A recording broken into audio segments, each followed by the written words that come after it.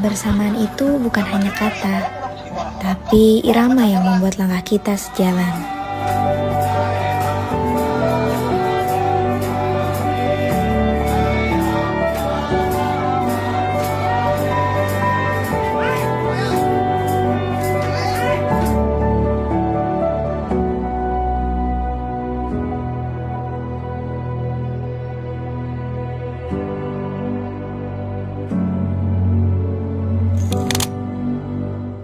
Kadang perjalanan yang indah bukan tentang tempatnya, tapi tentang orang-orang yang membuat kita merasa pulang.